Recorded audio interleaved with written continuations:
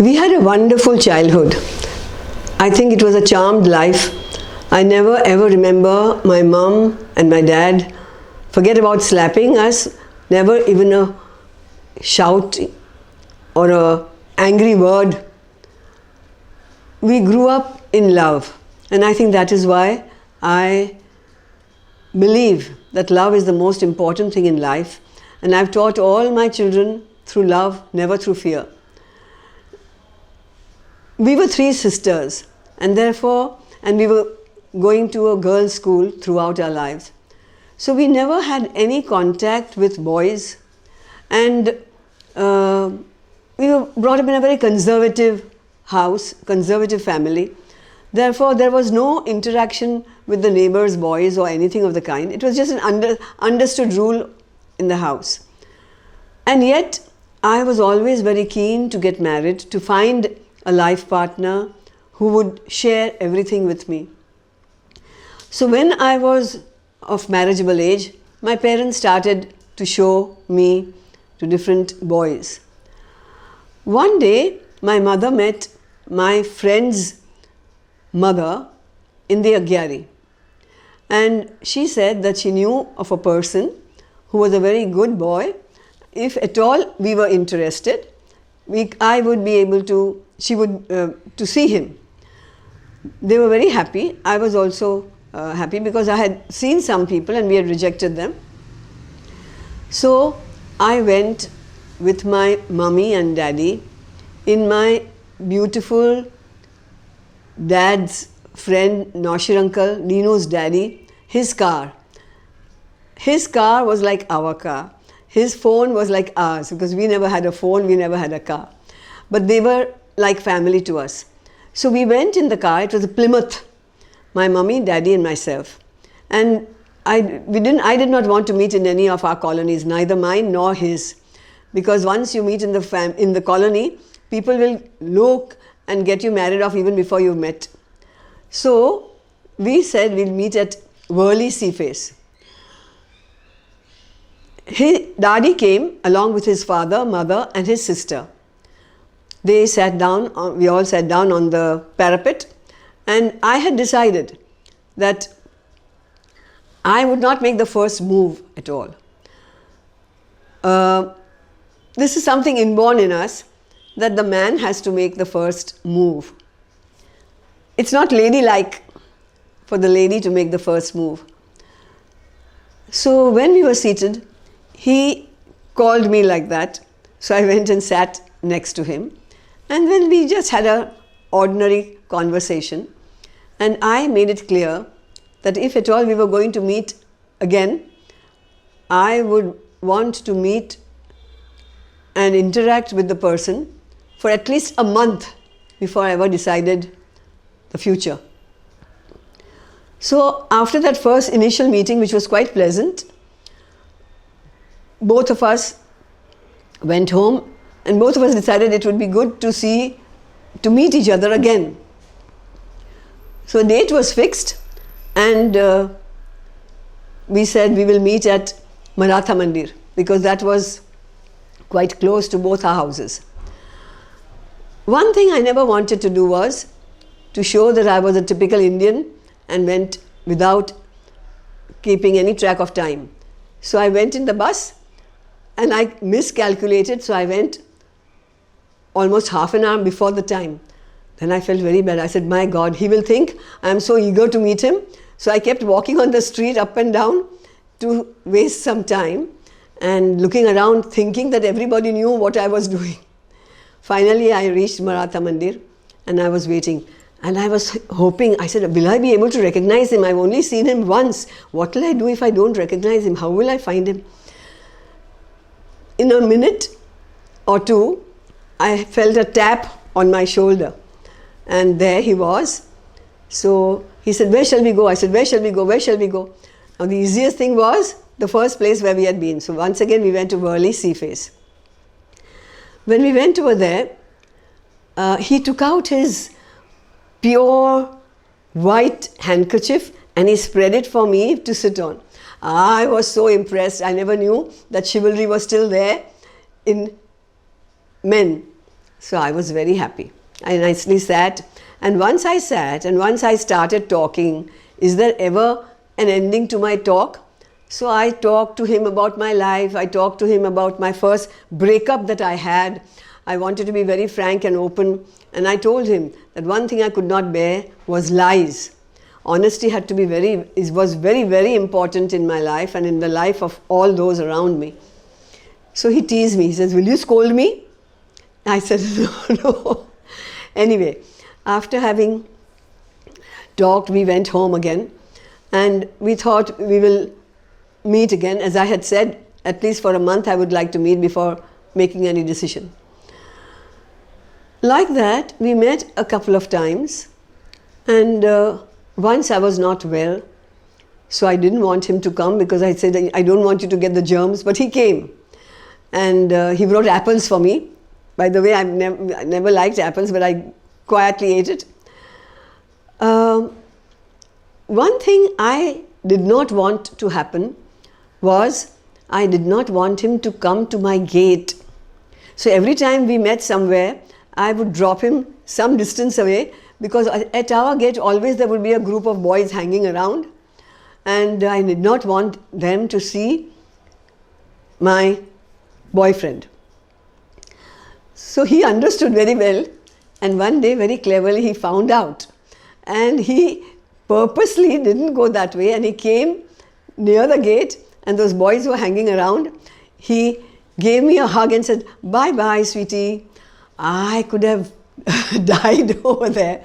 Anyway, went home, and like that we had a few sessions. Once we were at Harkness Road, once we were in the Kolaba Navy Nagar area, and we had a good time.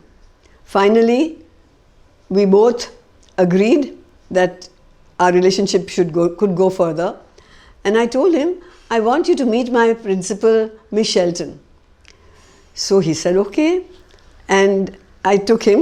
Miss Shelton was my light and life. She was an amazing person. I've already talked to so many people about her. I cannot live my life without telling the whole world about my wonderful teacher, our last British principal, Miss Shelton. After we met her, he told me, "You wanted me to be tested by her." So he was teasing me. And when I asked her opinion, she was also impressed, because he had dressed in impeccable white clothes. So she was very happy, and I was very happy, and our relationship started. And finally we decided to get married. We had met in September, and then we were so eager to get married that our marriage date was fixed in March. 30th March 1969 we got married. And since we could not find a place to stay, my dad gave us a room in our Shapubag flat, and we were very happy. He became very friendly with my dad, and we had a beautiful life, because we believed in togetherness, and my husband was so different to me. He was extremely practical and down to earth, and I was an idealist, romantic literature teacher. At the same time, I would depend upon him for opening a tin or repairing the electricity problem. And just like my dad, he was also a handyman, which I admired very much. Though we were so different, we were true soulmates, because he joined me in everything, though he didn't like it. He would ask me, "Why? You want to run for this? Elocution, yeah, drama, debate, everything you want to run?" And I would pull him. He would come, poor fellow, but afterwards he would enjoy whatever experience we had. And we had many adventures together. We were very fortunate to have traveled the world. The first place was Iran, and then we went to show our slides. We had a slide presentation. I would take the pictures of our fire temples and all. First it started with Iran, and then he would do the arrangement of all the practical going by taxi or whatever. And we had prepared so many slideshows for our community, which I showed not only all over India, but all over the world. He supported me in every matter, though he may not have agreed with it. Once when I was the principal, I had taken my students to Goa, and he came with me because he knew that I would be unhappy without him. We did everything together, and the one parent even mentioned, "Ma, your husband is so supportive of you." If any maid did not turn up, he would do the cleaning and the sweeping and the swabbing and the washing of the toilet. He would not let me do a thing. He even bought the fish or the mutton or chicken. He would wash it, marinate it, and keep it ready for me to cook. So we were very happy. We had bought a little flat in Sanjan, and we used to run over there every month in the weekends and have a wonderful time over there. He passed away in the year 2012. So I wrote a poem on him, and if I read that poem, it will really sum up his entire character. Why? Why does one go and the other stay? Why do lovebirds get separated in this way? When he above has made us in pairs, why this land of no return which the heart tears? Why does that teardrop not fall when I knew he so clearly heard the call? Why is there such a vacuum in my home, and the sound of his laughter no longer roam? Why does everything appear black and white? Why are the colors of the rainbow out of sight? Is that a red rose so beautiful? Why has the fragrance vanished? By what rule? Why does all food taste like chalk, and it's no fun going for a walk? Why in my life has the light gone out, as darkness seems to have spread, no doubt? A little voice answers. One has to go, and the other has to stay. That is the way of life, they say. There's not to reason why, but to do and die. The fragrance, color, taste, and light are all there. Only our perception has changed in a manner rare. Who says he is not there, when every moment he is supplying my needs with care?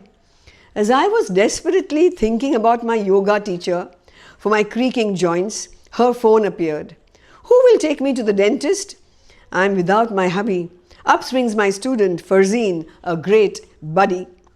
His physical presence every moment I will miss, but he dwells in my heart and even now gives me a kiss. With neighbors and family he may not have communicated, but that's cause his wife was his be-all and end-all, as he rated. My darling husband, prosaic as he was in life, waxed eloquent and became poetic only for his wife. The whole world is our friend, he would say, but I have only one friend, Rati Wadia, as a sunny ray. When isolated by all in Queen Mary's School, I was morose and sad. He, my rock, assured me, "You are God's child. No harm can come to you or anything bad." The Bori, the chemist, the penwala and ration shopkeeper of Lamington Road were his buddies, as he was humble, honest and a man with a moral code. Dadi was my magician grand. Anything he could repair of any brand. Plumbing, carpentry, electrical jobs for him were fun. Everything he could set right under the sun. Meticulous in every task he did. All salesmen at the door, with a shout he would get rid. His cupboard, neat as a pin, was a showpiece indeed. Systematic and disciplined, to every detail he paid great heed. Payments for all he would set aside on time. For his integrity, my daddy was respected for not keeping a dime. He had a passion for collecting torches, electronics, CDs and DVDs. He proudly proclaimed he had seen over 800 TCM movies. He supported all my mad projects faithfully. He was a life partner and soulmate truly. Nobody understood him but his wife, for whom he laughingly gave up his life. That I had 42 glorious years with my Dadu, breath bated who served me till the end of his life, as he stated. He flew away to the highest heaven, without pain or cut or scratch, thank heaven. I'll never go to a doctor, he said. I'll go up when he calls, who all of us fed. No trouble to wife or children he gave. That's the beauty of his life. Sailing away, I rave. In Seba, he was the most popular executive lad. For work he would extract, but protect them like mad. So every picnic was no fun without Daddy. I was happy he had those fun times, Maddie. Every month to Sanjan we would go. Joyfully we would eat, drink, and be a couch potato. From top to bottom, he'd keep his house clean, maintain every gadget, torch, TV. No wonder he was becoming lean. He wanted to fulfill my every wish. What more can I ask for served on a dish? There's much that I have to finish on earth. Then I too will fly into his arms in a divine birth. From your beloved and loving wife, celebrating your life.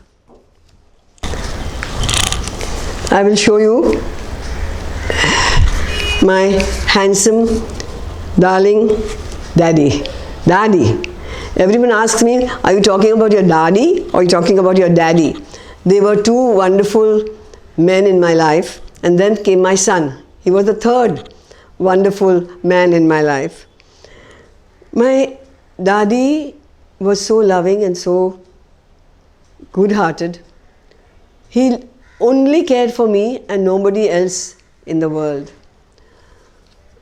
It was the strangest relationship in that sense, because I was, as I wrote in the poem, I was his whole world. And he said very clearly once when I was going to UK, he said very clearly, what will I do? The whole world is your friend, but I have only one friend, Rati Wadia. Well, the way he went away on the road, it was so sudden, but he never allowed me to serve him for a single day. And he served us, myself and my son and my daughter, throughout his life. I am indeed grateful to God that I had a true soulmate and a life partner in my life.